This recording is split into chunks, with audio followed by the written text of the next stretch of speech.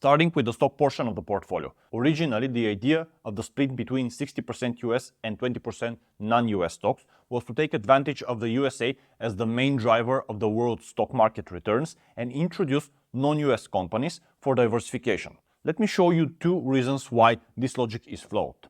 First, at best, you are not really achieving anything spectacular that way if you compare a combination of US and non-US stocks to a simple global stock portfolio. Let's compare two portfolios.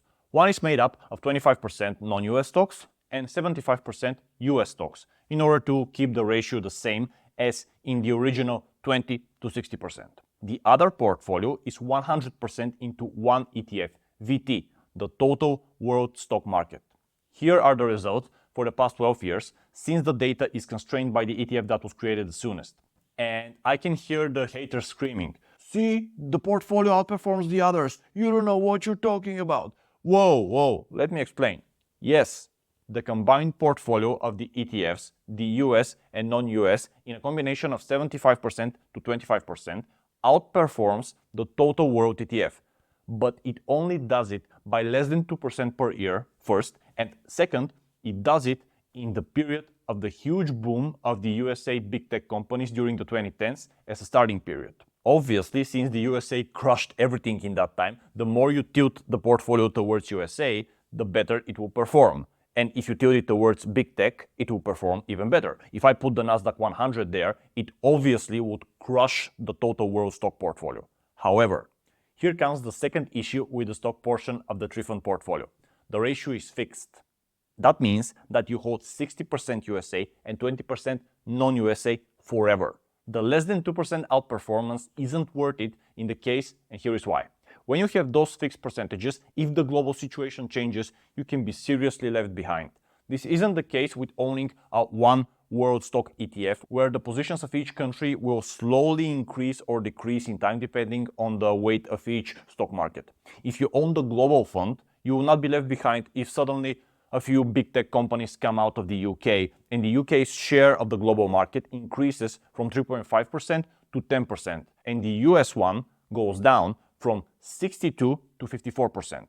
And if you think that can't happen, think again. Yes, I also believe the USA companies will keep dominating and they are the best and most innovative, but that doesn't rule out some other country rising up. A good example here is Japan's stock market, which in the late 80s was bigger than that of the USA. At the time, some people had thought that Japan's economy will overtake that of the USA, that this trend will continue, etc. It seems funny now, but it's really hard to think of the changes in the future when you are stuck in the present, and you and me are no different.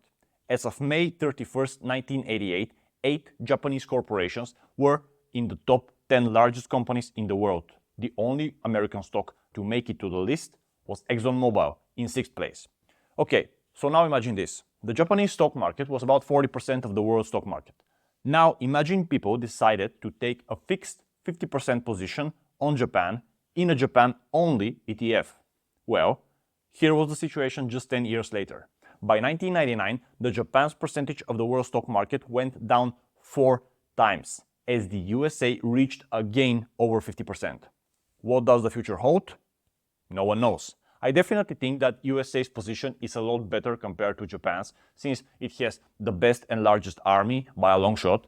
It's a lot larger and blessed with better geography and natural resources like arable land and domestic oil reserves. However, as I said, if I will follow a set it and forget it strategy, as the three-fund portfolio is, I prefer it to be more automated with the stock part in a single ETF that adjusts with time instead of having the US and non-US portions fixed. So basically, that makes the three-fund portfolio into a two-fund portfolio, right?